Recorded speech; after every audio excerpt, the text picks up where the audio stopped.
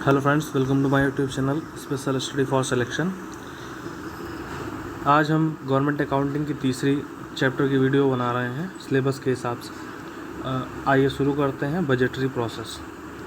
Budgetary process में mainly आपको ये पता होगा कि बजट होता क्या है। बजट वर्ड का जो मीनिंग है वो स्मॉल लेदर बैग होता है, और बजट वर्ड जो है वो अपने इंडिया में कॉन्स्टिट्यूशन में जो है कहीं पे दिया नहीं है, मतलब उसका मेंशन नहीं किया गया है। एक जनरल बोलचाल की भाषा में हम बजट का इस्तेमाल करते हैं, और कॉन्स्टिट्यूशन में जो दिया गया है उसे बोलते हैं एनुअल फाइनेंशियल स्टेटमेंट।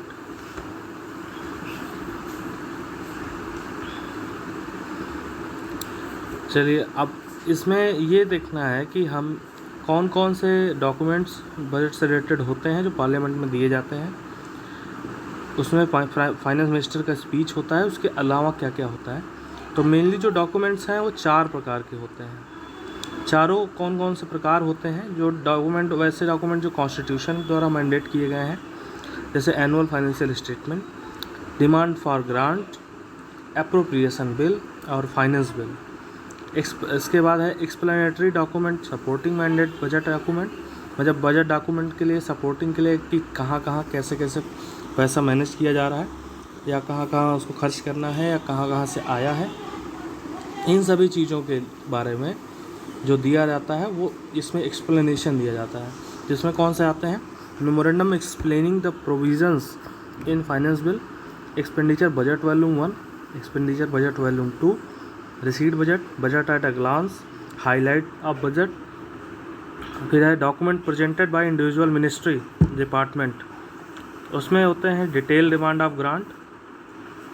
उसके बाद दूसरा होता है आउटकम बजट, तीसरा एनुअल रिपोर्ट्स। इसके बाद जो चौथा होता है documents represented as provision of physical responsibility budget management, FRBM act 2003। अब FRBM जो एक्ट है ये कब पारित हुआ? 2003 में। इसके अंदर कौन कौन से डॉक्यूमेंट्स होते हैं? Macro economics framework for relevant financial year, दूसरा है physical policy strategy statement for financial year, तीसरा है medium term physical policy statement, चौथा है medium term expenditure framework statement. ये बहुत इंपॉर्टेंट है, इससे क्वेश्चन पिछली बार पिक हुआ था कि इनमें से कौन सा FRBM के अंडर में नहीं आता है करके। तो ये चारों को आप याद रखिएगा, ऊपर में भी याद रखिएगा कि कौन सा किस में आता है। एक जनरल आइडिया, मतलब जैसे जो उसमें ऑप्शन था उसमें माइक्रो दिया हुआ था मैक्रो की जगह पे, ठीक है। तो चलिए नेक्स्ट पे देखते हैं। अब इन्हीं जो डॉक्यूमेंट्स होते थे उनका जो थोड़ा सा विस्तार से बताया गया है। तो हमें मेनली चूँकि मल्टीपल चॉइस क्वेश्चन का पेपर है, तो हमें उन पॉइंट्स पे ही जोड़ देना है जो इम्पोर्टेंट है, मतलब जिनसे MCQ पेपर में आ सकते हैं। तो आइए एनुअल फाइनेंशियल स्टेटमेंट में देखते हैं। ये आर्टिकल 112 के 1 में कॉन्स्टिट्यूशन में दिया गया है, जिसमें president shall in respect of every financial year laid before both house of parliament एक statement of estimated receipt expenditure of the government of India for that year, जिसको हम कहते हैं एनुअल फाइनेंशियल स्टेटमेंट। और जो 112 में है वही सेम 202 में है स्टेट के लिए, ठीक है। तो अब उसमें स्टेट की गवर्नमेंट जो होती है वो लिखती है, यही सारी चीज़ें करती है, और वहाँ पे जो प्रेसिडेंट का रोल कौन अदा करता है? गवर्नर। जैसे एग्जांपल के लिए अगर कहा जाए एनुअल फाइनेंशियल स्टेटमेंट 2016-17 का है, तो उसमें जो एस्टिमेट होगा वो 16-17 का होगा, और रिवाइज एस्टिमेट होगा 15-16 का, और एक्चुअल एक्सपेंडिचर फिगर होगी 14-15 की। ये बहुत इंपॉर्टेंट पॉइंट है। उसके बाद जो पूरा रिसीट डिसबर्समेंट है वो 3 पार्ट में रहेगा, जो हमने पहले पढ़ रखा है। Consolidated fund, contingency fund, public account. फिर है कि आर्टिकल 112 और 202 में 112(2) और 202(2) वो 1 था दोनों का। AFS shall show separately charge from the voted expenditure, मतलब चार्ज और वोटेड एक्सपेंडिचर अलग अलग दिए रहेंगे। ये 112(2), 202 2 में स्टेट और सेंट्रल रिस्पेक्टिवली दिया हुआ है। और कहाँ पे दिए रहेंगे? एक्सपेंडिचर ऑन रेवेन्यू अकाउंट में। फिर है आर्टिकल्स 1123 और 2023। इसमें क्या रहेगा कि list out of expenditure that are charged on cost related fund. जो लिस्ट है कि कौन सा चार्ज होगा उसकी लिस्ट इसमें दी है 112(3) और 202(3) में। आर्टिकल से पिक हो सकते हैं क्वेश्चन, इसलिए हम बहुत उस पर ध्यान दे रहे हैं। फिर उसके बाद है कि एनुअल फाइनेंशियल स्टेटमेंट जो है उसमें दिया जाएगा कि एक्सपेंडिचर जो रेवेन्यू या कैपिटल अकाउंट में किया जा रहा है और वोटेड और चार्ज अकाउंट में किया जा रहा है उसको अलग अलग दिखाया जाए। ठीक है। फिर है जो रिसीट और एक्सपेंडिचर मिला है एफएस में उसका नेट एक्सपेंडिचर का रिफंड रिकवरी सारी रिफ्लेक्ट करेंगे फाइनेंस अकाउंट में। मेरा रेवेन्यू बजट जो है उसमें रहता है revenue receipt of government tax and other revenue. Expenditure जो भी मिला है रेवेन्यू से, जो रेवेन्यू या कैपिटल एक्सपेंडिचर होते हैं उनमें डिफरेंस आपको पहले से बताया गया है कि रेवेन्यू एक्सपेंडिचर वो होता है इसमें कोई एड ऑन नहीं होता, उसको मेंटेन रखने के लिए किया जाता है। और जब आप कोई एसेट क्रिएट करते हैं जैसे मशीनरी लाते हैं या कोई बिल्डिंग बनाते हैं या कोई कमरा ही बनाते हैं, एक फ्लोर क्रिएट करते हैं, तो वो सब कैपिटल अकाउंट में आता है। जैसे सरकार जब रोड वगैरह बनाती है तो वो कैपिटल अकाउंट में आता है, और जो अपने एम्प्लॉयज़ को सैलरी देती है वो रेवेन्यू अकाउंट्स में आता है,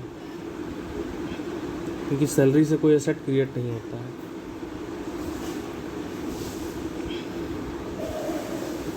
सभी ग्रांट जो है स्टेट गवर्नमेंट या यूनियन टेरिटरी या अदर पार्टीज़ को दिए जाते हैं वो रेवेन्यू एक्सपेंडिचर में आते हैं। कैपिटल बजट जो होता है वो कंसिस्ट ऑफ वो होता है कैपिटल रिसीट और कैपिटल पेमेंट का। उसमें जैसे कोई लोन रेज किया गवर्नमेंट ने पब्लिक में, चाहे वो मार्केट लोन बोरोइंग्स जो रिजर्व बैंक से लेता है या ट्रेजरी बैंक बिल्स से जो है कोई बोरोइंग करता है, या लोन लेता है फॉरेन गवर्नमेंट या बॉडीज़ से डिसइन्वेस्टमेंट करता है, रिसीट या रिकवरीज़ का जो लोन का स्टेट और यूनियन टेरिटरी के या अदर पार्टीज़ के। जो कैपिटल पेमेंट होता है, अब जैसे जो भी कैपिटल रिसीट है वो हम आपको बता दिए कि market loan borrowing of government reserve bank, कोई अदर पार्टी ट्रेजरी बिल से लोन रिसीव करता है फॉरेन गवर्नमेंट या बॉडीज़ से। डिसइन्वेस्टमेंट जिस टाइप की हुई होती है, जैसे इस समय एयर इंडिया की हुई, ठीक है, तो जो सारी ये हैं ये सब कैपिटल रिसीट है। लेकिन कैपिटल पेमेंट्स क्या होते हैं, जैसे कोई लैंड बिल्डिंग मशीनरी, मतलब वही कैपिटल जो एसेट क्रिएट करे वही कैपिटल पेमेंट्स हो जाएंगे। फिर है डिमांड ऑफ ग्रांट्स, ये 113 और 203 में है, बहुत इंपॉर्टेंट है।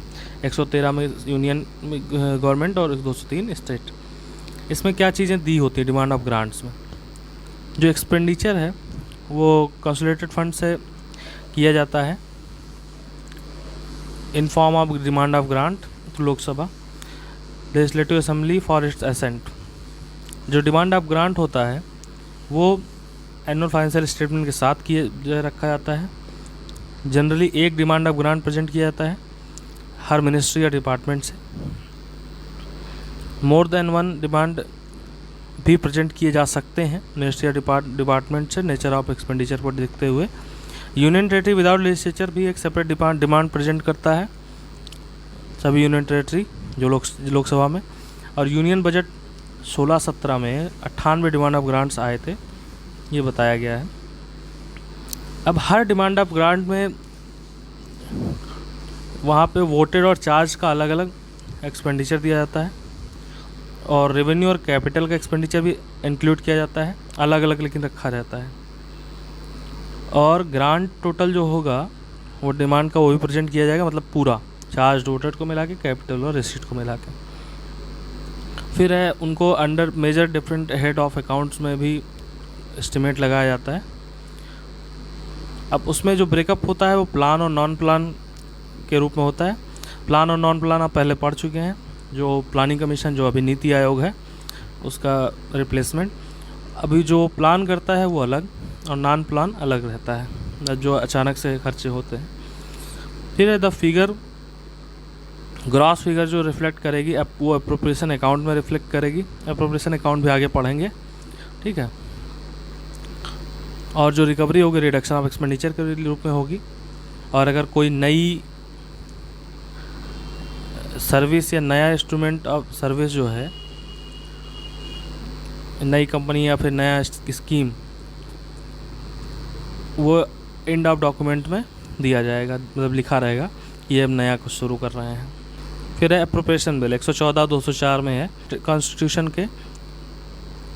ये है कि कोई भी पैसा जो है वो विड्रॉ नहीं किया जा सकता कॉन्स्टिट्यूटेड फंड से जब तक कि उसमें अप्रोप्रिएशन नहीं किया जाए। मतलब ये प्रोवाइड करता है कि डिमांड ऑफ ग्रांट के बाद एक सहमति मिले लोकसभा और लेजिस्लेटिव असेंबली से, एक अप्रोप्रिएशन बिल इंट्रोड्यूस किया जाए जिससे अप्रोप्रिएशन कॉन्स्टिट्यूटेड फंड की जो मनी है जो रिक्वायर्ड है उसका ग्रांट के लिए एक लोकसभा से एसेंट लिया जाता है। वोटेड, इसकी इसीलिए उसको बोलते हैं वोटेड एक्सपेंडिचर। जो चार्ज एक्सपेंडिचर है उसके लिए इसकी आवश्यकता नहीं है, वो सीधे खर्च होगा ही होगा। और यही जो चार्ज एक्सपेंडिचर होता है, इससे रिलेटेड जितने भी पद होते हैं वो इंडिपेंडेंट माने जाते हैं सरकार से, क्योंकि सरकार उनकी सैलरीज़ को रोक नहीं सकती है। Accordingly after the demand of grant, वो जो कि वोट लेजिस्लेटिव असेंबली में अप्रूवल दिया जाता है विड्रॉल करने का कॉन्स्टिट्यूटेड फंड से। और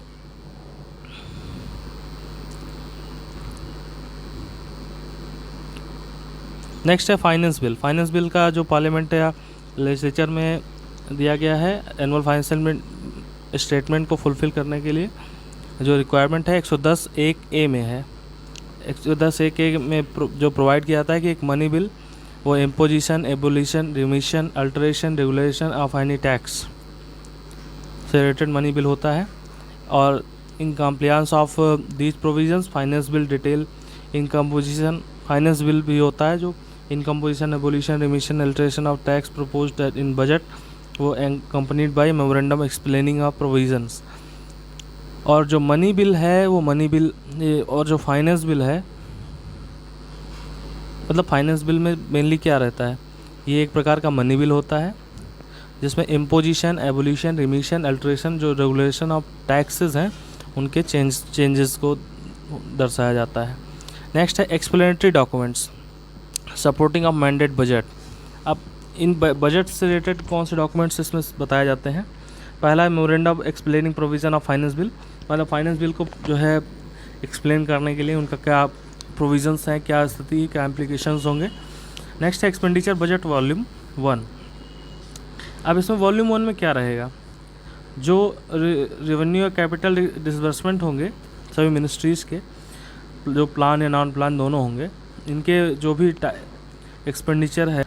फिर एक्सपेंडिचर बजट वॉल्यूम 2, जिसमें 2 में क्या रहता है, कोई स्कीम में प्रोग्राम जो major head revenue capital section में डिमांड ऑफ ग्रांट में रहा हो उसके एक्सपेंडिचर वॉल्यूम 2 में रखते हैं। उसके एस्टिमेट लगाना, जो स्कीम है उसमें क्या नेट बेसिस पे क्या खर्च वगैरह होंगे। नेक्स्ट है रिसीट बजट। अब रिसीट में जो एस्टिमेट लगाता है वो AFS में यानी एनुअल फाइनेंशियल स्टेटमेंट में एनालाइज्ड डॉक्यूमेंट्स लगाए जाते हैं। डॉक्यूमेंट जो मिलते हैं वो detail of tax and non tax revenues होते हैं, कैपिटल रिसीट होते हैं, और जो उनका एस्टिमेट एक्सप्लेन किया जाता है। और उनके जो भी डॉक्यूमेंट्स के एरियर्स होते हैं tax and non tax revenue mandate किए जाते हैं FRBM act 2004 of union government के। FRBM रूल्स 2004, एक्ट 2003 में है, रूल्स बने 4 में। फिर trend of receipt expenditure, deficit indicators जो होते हैं नेशनल स्मॉल सेविंग फंड्स के से जो पैसा आता है, जो उसकी स्टेटमेंट जो लाइबिलिटीज़ बनती हैं। फिर एसेट, जो भी डिटेल्स ऑफ एक्सटर्नल एक्सिस्टेंस, वो सभी रिसीट बजट में डाले जाते हैं। फिर budget at a glance, budget at a glance का जो बेसिक चीज़ आप समझ रहे हैं कि इसमें सभी जो ब्रीफ में पूरा रिसीट डिसबर्समेंट सब कुछ जो है दिया रहेगा। नेक्स्ट है हाईलाइट ऑफ बजट। तो उसके जो की फीचर्स होंगे, जो पॉइंट्स ऐसे होंगे जो बताने होंगे, जैसे कोई नई स्कीम लॉन्च हुई या नया कुछ ऐसा नया कुछ जो कि पहले नहीं था, उन सभी चीज़ों को बताने के लिए वो यूज़ होता है। Next document presented by individual ministry या डिपार्टमेंट। अब इंडिविजुअल मिनिस्ट्रीज़ क्या करती हैं, डिटेल डिमांड ऑफ ग्रांट बनाती हैं। अब इसमें क्या रहता है डिटेल डिमांड ऑफ ग्रांट में कि पूरा ब्रेकअप होता है एस्टिमेशन का कि कोई कौन से सभी प्रोग्राम या ऑर्गेनाइजेशन जो भी उसके अंडर में आती है मिनिस्ट्रीज या डिपार्टमेंट के, उनकी जो सैलरीज है, वेजेस हैं, ट्रैवल एक्सपेंसेस हैं, मशीनरी, इक्विपमेंट, ग्रांट रेट, सभी का पूरा डिटेल डिमांड होती है। तो यूनियन बजट में रिसीट और एक्सपेंडिचर जो भी डिफेंस डिमांड शो की जाती है अलग से। फिर ग्रेटर जो भी डिटेल्स होती हैं डिफेंस सर्विसेज एस्टिमेटेड की, वो एक्सप्लेन की जाती हैं। नेक्स्ट है आउटकम बजट। अब आउटकम बजट जो प्रेजेंट किया जाता है किसी भी मिनिस्ट्री डिपार्टमेंट में, सभी डिमांड या अप्रोप्रिएशन जो कंट्रोल की जाती हैं उसके द्वारा, एक्सेप्ट वैसी जो एग्जम्प्टेड होती हैं रिक्वायरमेंट से।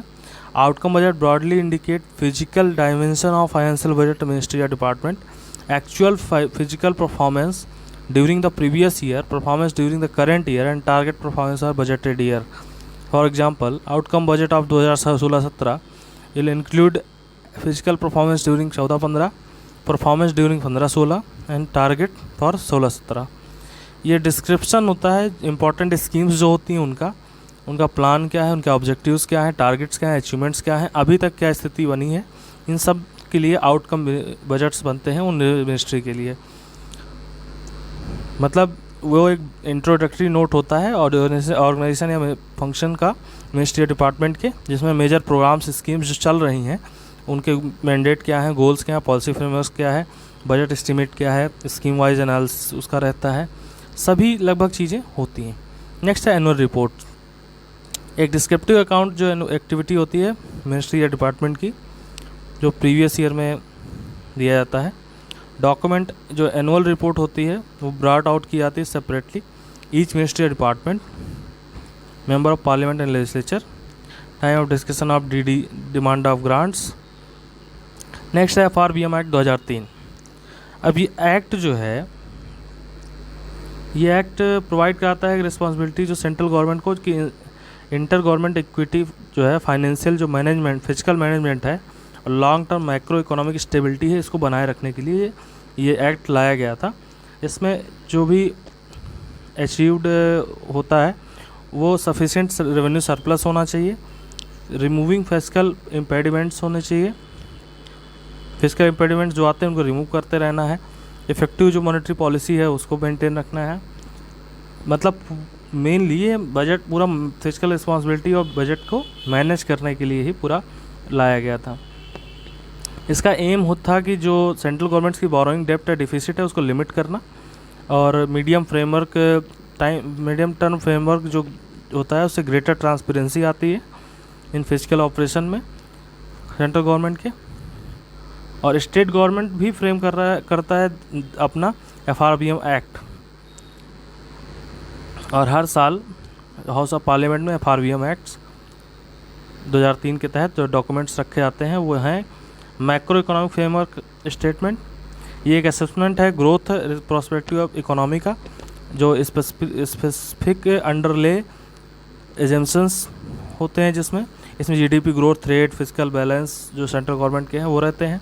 फिर फिजिकल पॉलिसी स्ट्रेटजी स्टेटमेंट, ये आउटलाइन किया जाता है, मतलब स्टेटमेंट जो करंट पॉलिसीज़ होती हैं उनको जो है बताता है, और उनके जो मैनेजमेंट्स हैं क्या कैसे चल रहे हैं वो सारी चीज़ें। Medium term physical policy statement, ये 3 साल का जो रोलिंग टारगेट्स होते हैं उसको बताता है। इसमें 4 मेनली पॉइंट्स होते हैं: revenue deficit, physical deficit, tax on GDP ratio और टोटल आउटस्टैंडिंग डेब्ट on each of the year. फिर नेक्स्ट है मीडियम टर्म एक्सपेंडिचर फ्रेमवर्क। जो ऑब्जेक्टिव है इस स्टेटमेंट का वो है कि एक क्लोजर इंटीग्रेशन होगा बजट से और FRBM एक्ट के बीच में, 3 साल का रोलिंग टारगेट प्लान होगा। फिर इसके बाद है कि कुछ अदर डॉक्यूमेंट्स भी डाले जो उसमें दिए जाते हैं, वो हैं इकोनॉमिक सर्वे। इकोनॉमिक सर्वे में लास्ट ईयर का जो पूरा खर्च होता है उसको जो है दिखाया जाता है कि हमने कहाँ कहाँ कितना कितना खर्च किया, कौन से स्कीम्स काम किया, इन सभी चीज़ों के बारे में इकोनॉमिक सर्वे में बताया जाता है।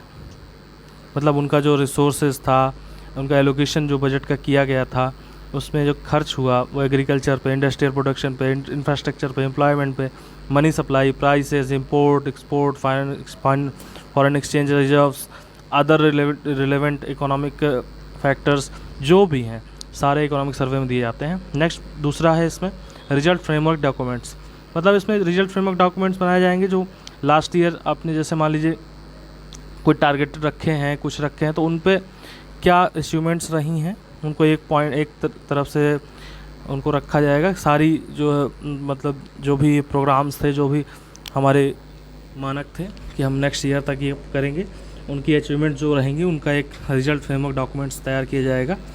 नेक्स्ट है an economic and functional classification of central government budget. जो इकोनॉमिक डिवीज़न होती है मिनिस्ट्री ऑफ फाइनेंस की, वो प्रिपेयर करती है इस डॉक्यूमेंट्स को, और इसमें इकोनॉमिक क्लासिफिकेशंस होते हैं जो एक्सपेंडिचर और रिसीट सेंट्रल गवर्नमेंट करता है, इसमें रेलवे और पोस्ट दोनों को लेके भी। और इकोनॉमिक्स कैटेगरीज जो होती हैं वो कैपिटल आउटले है, expanding of goods and services है, ऐसे टैक्स रिसीट है, अदर रिसीट है, बोरोइंग्स है, इंटर गवर्नमेंट लोन है, ग्रांट्स हैं, सारे एक साथ एक ही डॉक्यूमेंट्स में लाए जाते हैं। फिर है 4.6 प्रोसेस ऑफ बजट प्रिपरेशन, इसे हम नेक्स्ट वीडियो में कवर करेंगे। प्रयास रहेगा कि अगले वीडियो में ये पूरा चैप्टर ख़त्म हो जाए। तो आज के लिए इतना ही, धन्यवाद।